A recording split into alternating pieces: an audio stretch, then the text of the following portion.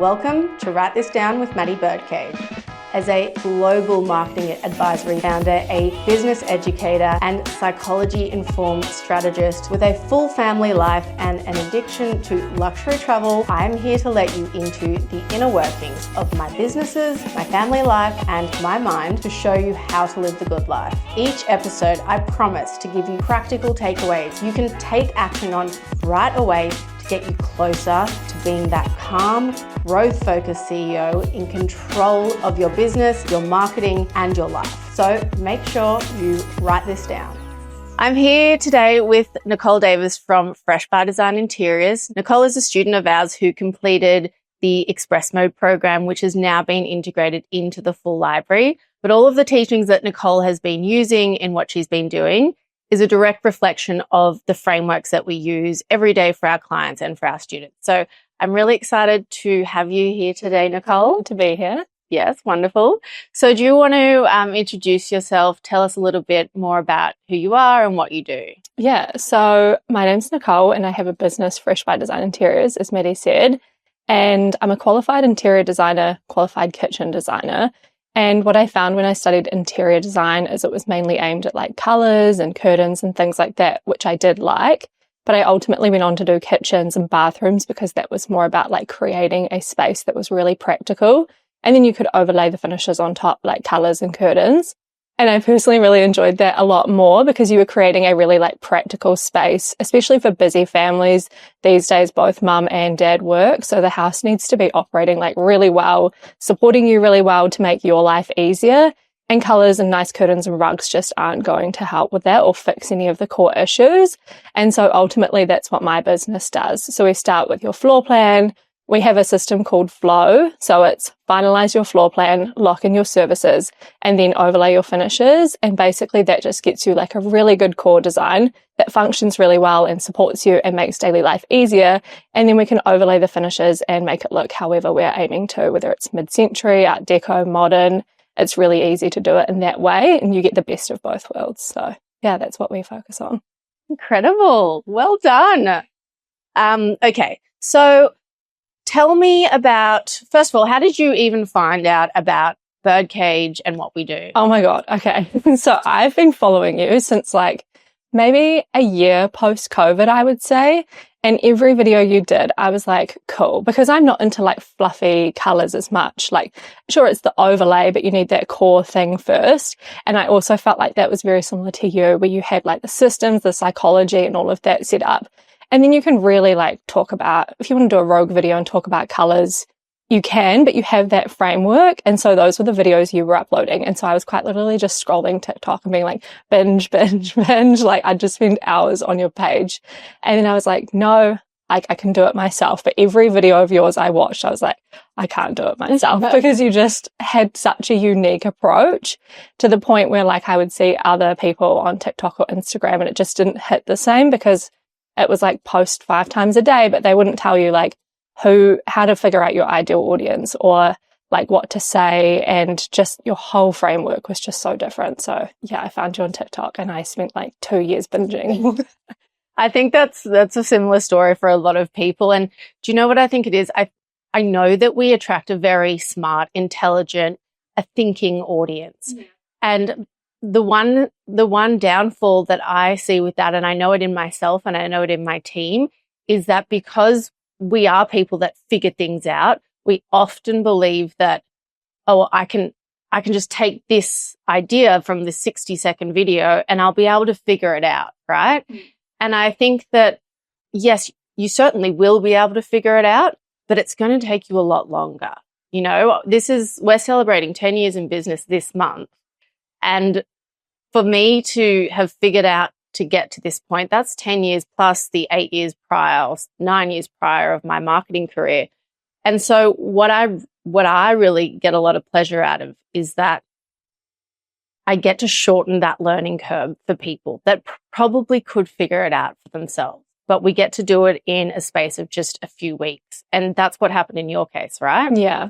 So you mentioned that there wasn't a lot of insight from other marketers telling you about how to find your target audience. And I think you have done a really great job in so clearly identifying who it is that you're targeting. So why don't you take us through, first of all, who your target audience is for your business, and then, we'll go from there. Yeah, so my target audience is mainly families.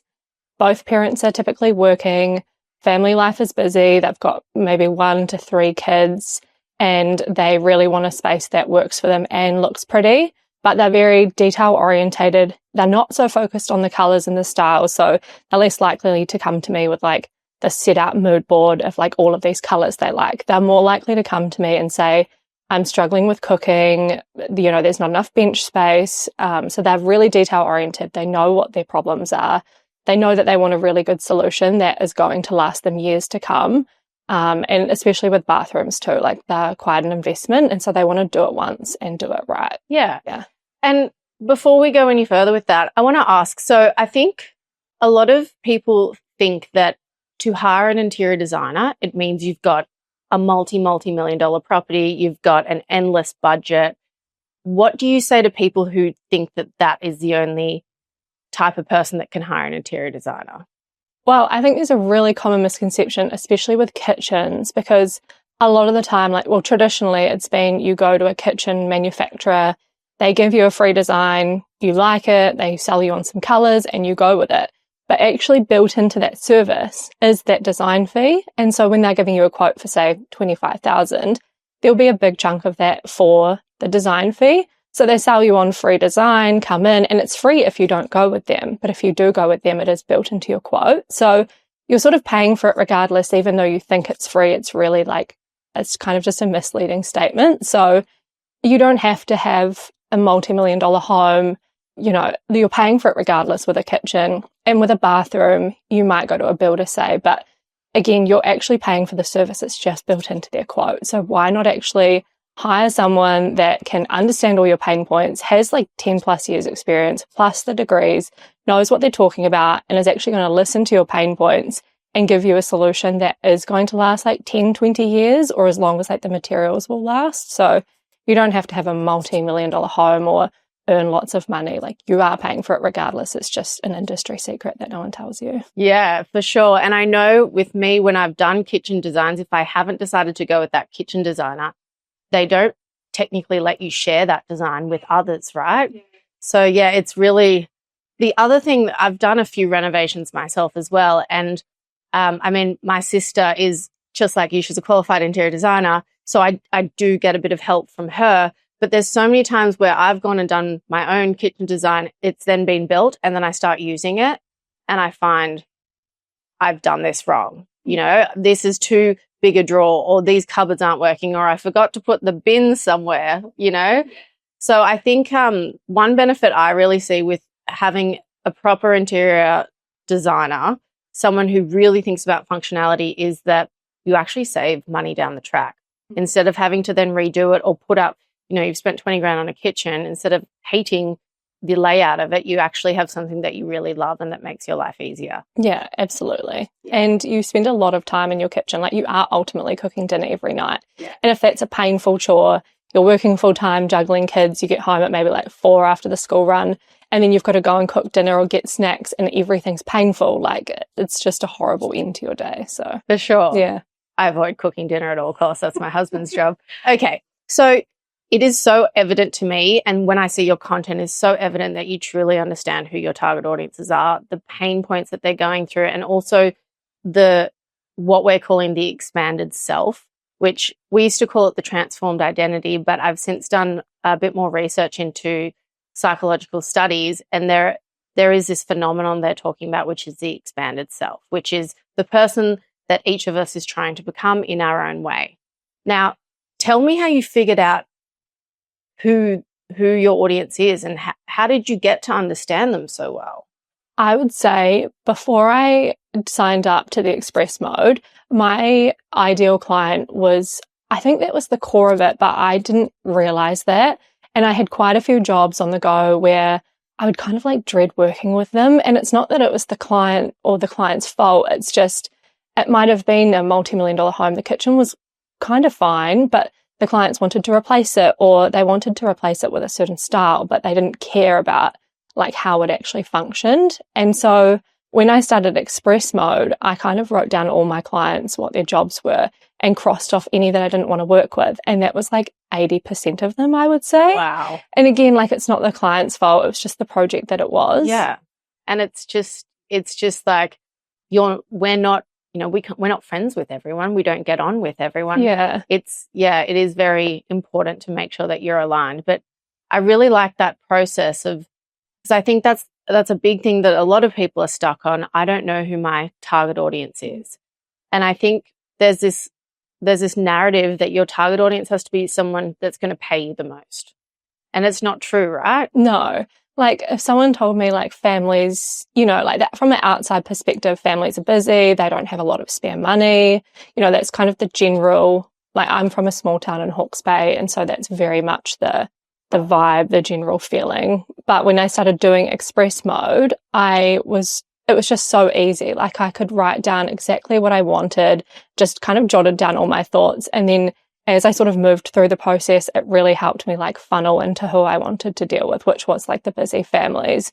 And you really just can't stray from that, because if you tell yourself like, oh, they can't afford my service, and you start kind of veering off, you're quite literally just basically doing a U-turn and going back to exactly where you were. So you really just have to, like, the one thing I would say about express mode and everything you do is just, you actually just have to follow the framework. And anytime you think about listening to like a Tony Robbins podcast or Diary of a CEO and you start like straying and writing down their notes, it just doesn't work. You just need to like follow Maddie, follow her advice, like literally stick with it, a linear path, and you'll get there.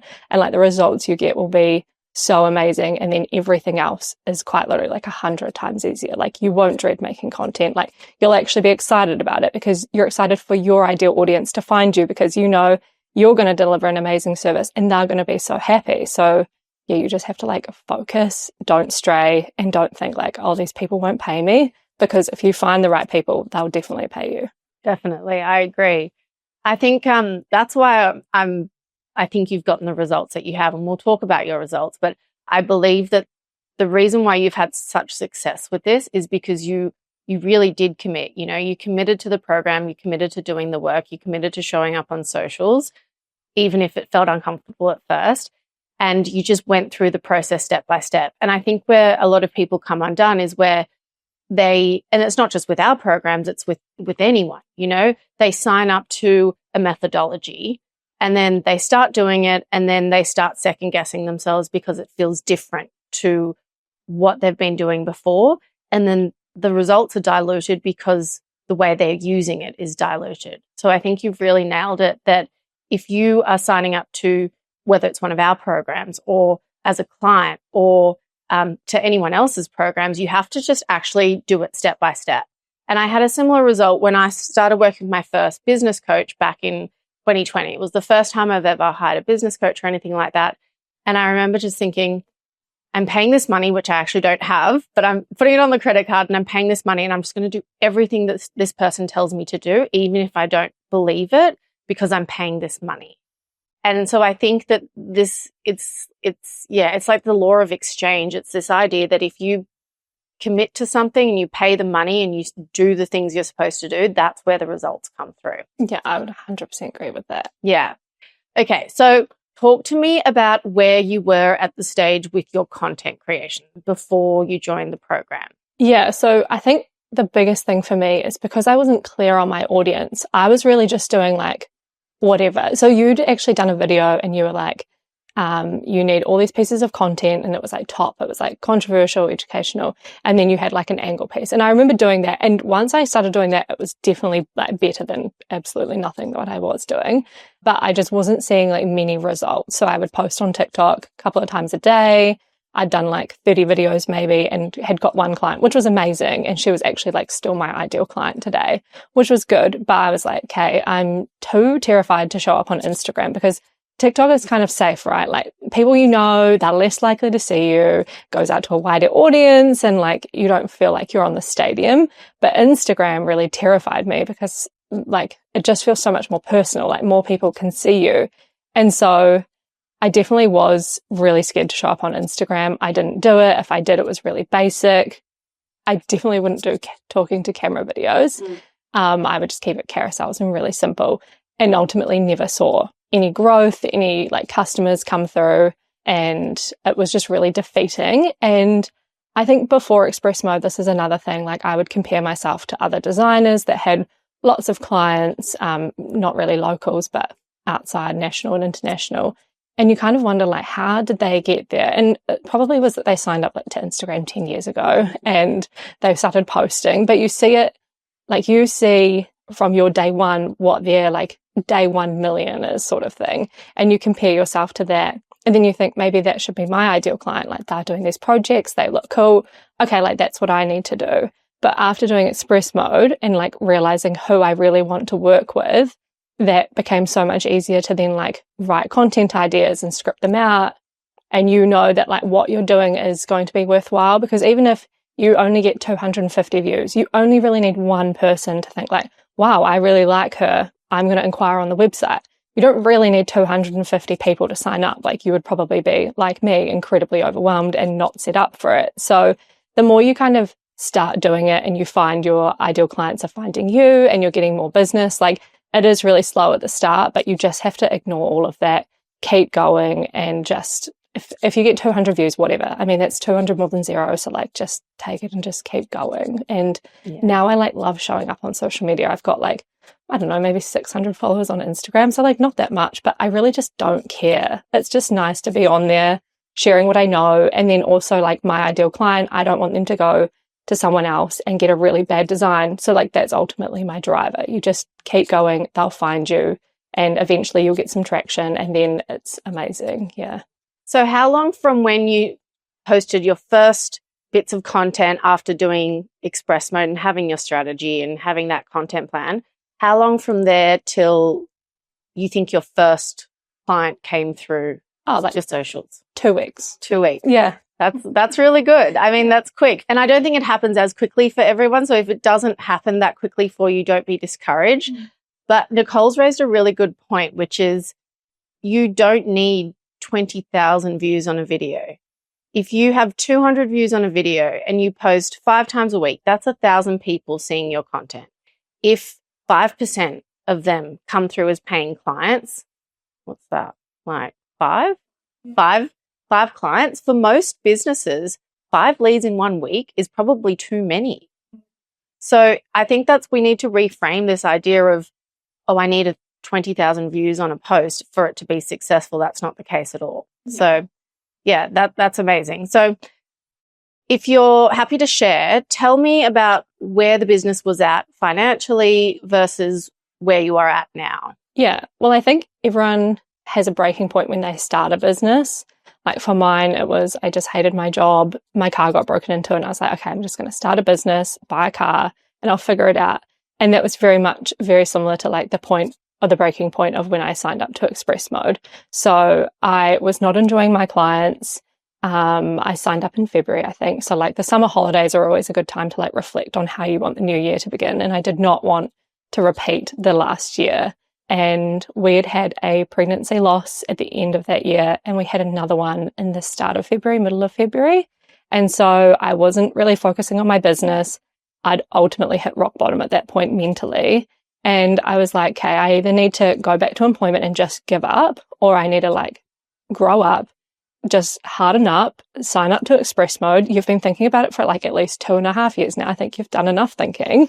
And I quite literally had like 4 months off. I had, I think, little more than $10 over the Express Mode cost. And I was like, okay, I'm going to give this a go. This is like my last chance. I'm at my breaking point, just commit. And so that was when I went on to Express Mode, and I just honestly haven't looked back. Like it's been so amazing. I'm so sorry to hear about what's happening in your personal life. But the reality is, as a small business owner, what happens personally is so reflective of what happens in your business. Like where our mental states are at will affect our bottom line directly. And there's just things like pregnancy loss. It's just something that you can never help. And it's something that's so challenging to get through.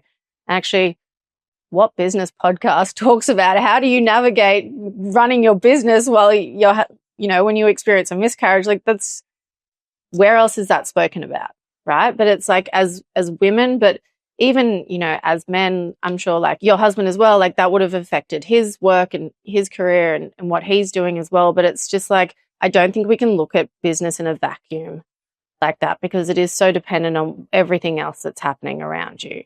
As I said, I had a similar situation where I signed up with my business coach with my bottom dollar.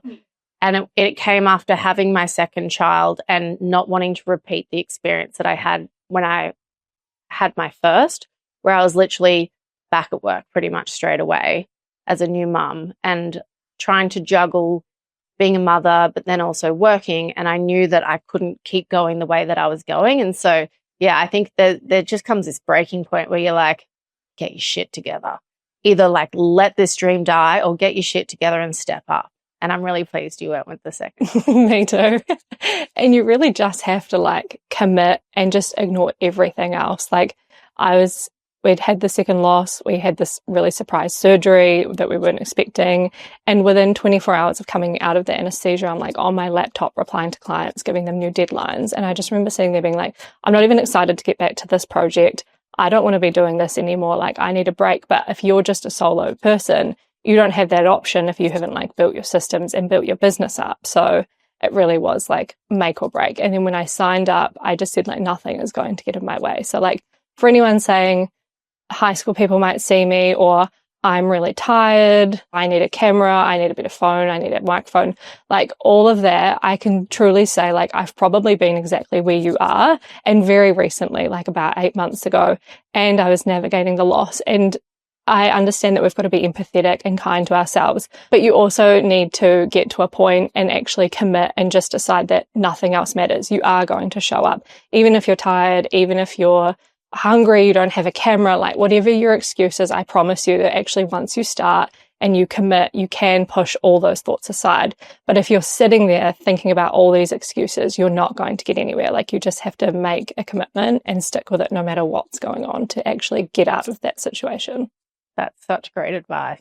And I think that, you know, you've got two drivers happening here. You've got the personal one of I'm not going to let myself fail, which I think is so strong. But then also because you had that clarity piece around these are the people that I want to help. Your mission felt bigger than just you, right? It's like, yeah, I want to grow my business and get all the freedom and the abundance and the satisfaction and the success that comes with that. But it's also, as you said before, I don't want my people to go to someone else and to have a disappointing experience. I want to be the one that helps them and make sure that it's what they want. Yeah, absolutely. So tell me, like, where is the business at now? So it's been, 8 months since you've joined the program. Where's the business at now? So I would say we went from basically having like 0, maybe 1 lead a month to now having like 1 to 5 a month, just from the content that I've been putting up, which is not even like fully committing. You know, it might be like 5 Instagram posts a day. And I ultimately ended up, 5 Instagram posts a day. No, sorry, 5 Instagram posts a week. Yeah. And every now and then on TikTok. And that's because I went really hard in the first like couple of months, started getting clients, realized, okay, my systems, like my pen and paper system is just, it's gone, it's outgrown. So I actually ended up slowing down to start putting systems in place because I just actually couldn't keep up with all the leads that I was getting. And I would say, I don't actually think we've had one that has inquired and not gone with us, which is amazing. So yeah, I really like hone in the fact that you might get 200 views like a week or on a video, whatever, it really doesn't matter. Like you only really need kind of 1 to 5 of those and you'll very quickly outgrow your systems and then you can just kind of keep building from there. Yeah, that's incredible. And I think I love that metric of everyone that's come through from the content that lands on your website where your website messaging is matching your social media messaging, and then they get on a call with you and then what you're saying on that call matches all of those 3 things. That's the key. That's the consistency key. That's the clear example that I really understand your needs. And do you find that when people jump on the call with you, they're less interviewing you and they're more just like, okay, what's the next step?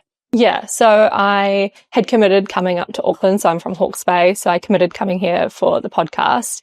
And I think a day before I was leaving, I had someone inquire about working with me who was quite literally on the way to this drive. So within 3 days, we sort of talked. We talked about details, what the process looks like. And it really is just questions from them of like, what does the process look like? What does it include? And like, what are my next steps? Because often they're just faced with this overwhelming renovation or new build project, and they're just confused about what the next steps are. But by the time they actually get to you on that call, that really is their only question. It's not like, what do you do? What do you offer? It's just, how do I work with you and where do we start? And like, they don't really ever ask about pricing either. Like, they're just so committed. It's not a sales call anymore. It's more just a let's get started on the project call. Yeah, that's the big shift I noticed with my business when I started taking organic content seriously, because prior to that, probably 5 years ago, I was a hardcore ads girly, Google SEO girly. I thought social media was just like for the fluffy marketers, but obviously I've done a huge backflip on that. But that's the biggest thing I found. We went from having discovery calls where people were like, send me case studies, send me this, like, what are your results? What is your proof? Why you double the price of the person next door, to, I love everything that you talk about. What is the best package for me? Yeah, absolutely. And being able to have everything really cohesive. So you mentioned website. So once I went through express mode and worked through my ideal audience and got all the clarity, not only did I change my Instagram posts and my TikTok and my approach, I changed my entire website. Like, I overhauled it. I changed all the copy, the images. And you might be in a small town like me, and a lot of people do find you on Google. But if they find you on Google, they go to your website and then they're like, oh, I want to know a bit more about it. And they go to your Instagram or TikTok and it all speaks the same language. They're not confused. They know exactly what you offer, and they really just need to know the next step. So having that whole system work, like once you complete express mode or whatever program you end up doing, make sure that everything is together, and like it really just takes so much of the work out of everything. Yeah. Having the strategy piece up front, that's probably the biggest resistance that we get from people, that, especially because so many other marketers just say, oh no, I'll just do your website. I'll just do your socials from the get-go. But if you're pre-working all of that, it's just like how you would work with understanding your client briefs, right? Mm. Like, you would never show up and say on the first meeting, here's your kitchen design, right? You'd want to talk to them, understand what their vision is, understand their goals, how they live, what they're going to be using it for. And then when you've pre-worked all of that, the answers are obvious. The answers literally write themselves. Yeah. So, yeah. I remember when I first started my business, maybe like 8 months in, because I was contracting for a bit, and I was like, oh my God, I need a logo, because everyone tells you that the logo is so important. Even like back then, it was way more. Pick your brand colors, all of that. And I did pick them and I did do a logo, but what was I doing a logo for? Like, I was just picking something out of thin air of a style I liked. And I think I paid maybe like $1,600 to get this logo done. And for what? Like, they ask you who your client is or who you want to work with. And if you don't actually know the answer to that, you get an average design, which is not their fault. They're going off the lack of information that you have or the lack of clarity. So you pay $1,600 for a logo, maybe. You maybe pay someone to give you some brand colors and stuff. But all of that could equal up to $2,500 grand. And you might end up changing it in 6 months, 8 months, or definitely after you do express mode or another program, you'll change it, because you realize, like, my ideal client does not want like this bold, screaming loud font. Like, they actually want something calm, because you're trying to give them a calm experience. So like, even things like that, it's just quite literally no point wasting that kind of money until you've done it and you have clarity. Otherwise, you're just going to end up redoing it, and there's no need for it. We've had to have that challenging conversation with people so many times. Even a recent advisory client of ours, she came to us with an existing logo and website. We started the strategy piece and we've started working with her on socials. And then we had to have that tough combo, which was, you need a new logo and a new website, because this is not going to hit. So yeah, I think people, they think I need to be in a certain place before I do a strategy, or I need to have this sorted before I do a strategy.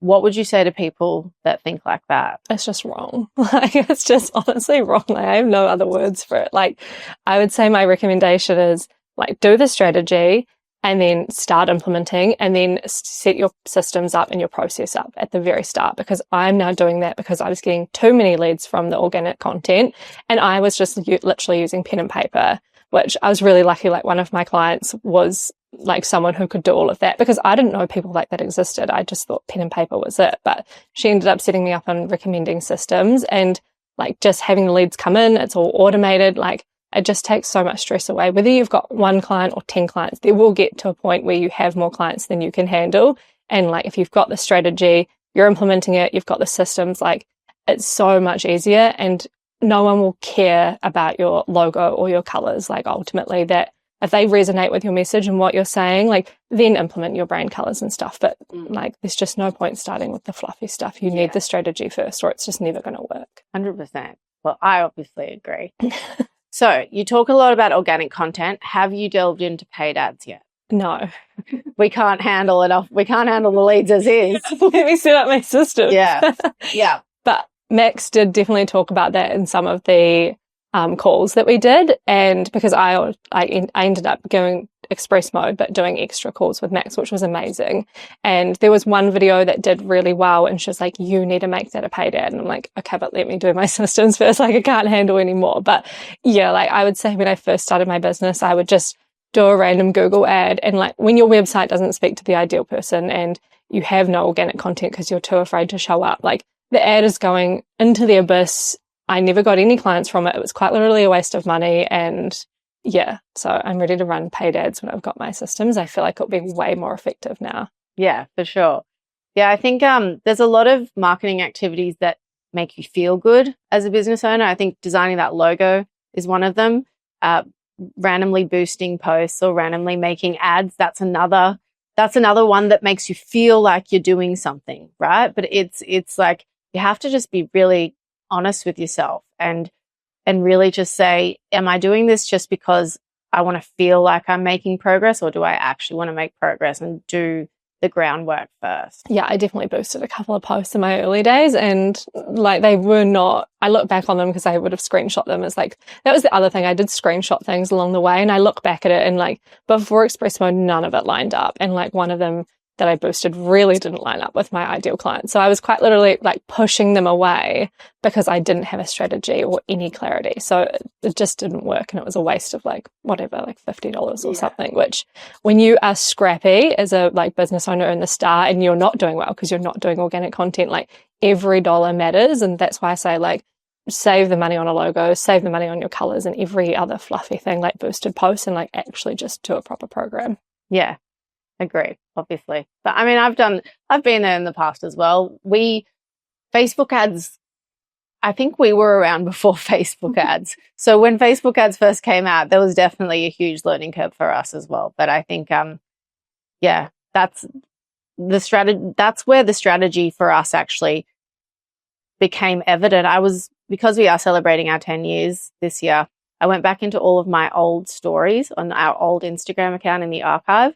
And I actually could see where I started talking about strategy and how we started developing. And there's one video that's like, we're trying this new thing out where we do this and this and this. And I'm just like, I can literally pinpoint where that came about. And it came about because we were running the campaigns for clients, but they weren't getting the results that we were hoping for. And so for me, it was very obvious that it feels like something's missing. And I think that's a feeling that a lot of business owners have with their marketing. It's like I'm doing all of the things that this person told me to do, but it just feels like there's something missing. And it is that strategy piece. Yeah.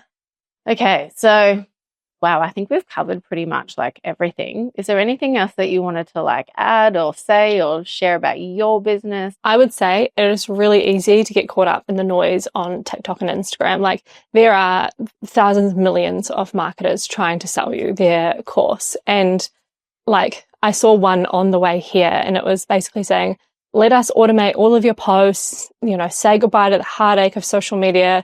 We'll put out one post a day for 2 weeks and it's this amount of money. And I can almost guarantee that sale, whatever the thing is, it's not even a course, is probably going to get you nowhere. And I think it was more than express mode to be able to do it. So like there are so many people that you can listen to, but I would just, get into express mode or the school or any other of Maddie's programs and just like follow all of her advice, all of Max's advice. If you do calls, like Max is a genius, and if she tells you to do something, like actually just do it and implement it and don't think about it for too long. Like just ignore all the noise, do your thing, get a strategy, get clear on who you want to talk to and like the problem of social media. And it's like no longer hard to show up because you end up really enjoying it. You're getting clients, which makes you feel really good. And even if you're not getting clients, you end up feeling really good because you're really like in alignment with who you are, what you value, who your clients are and what they value. And they should be fairly similar. And yeah, you're just in alignment. So that's another thing. Like I'm very spiritual and I'm like, whatever happens, happens. And what's for me won't miss me. And like all of those quotes. And like, while I love them, like I was sitting there thinking, if it's meant to be, the universe will help me. And then I go on TikTok and I'd see your video and I'm like, I'll keep scrolling because I'm like, well, why? That's obviously not the answer, right? Like it's not like the universe just giving you an answer on TikTok. You're just there to doom scroll. But actually, when I signed up with you, that was really in alignment. And like you can be spiritual and woo-woo like I am, and I fully get it. But there actually comes a point where you just need to be like smart and logical. And yeah, that's definitely this.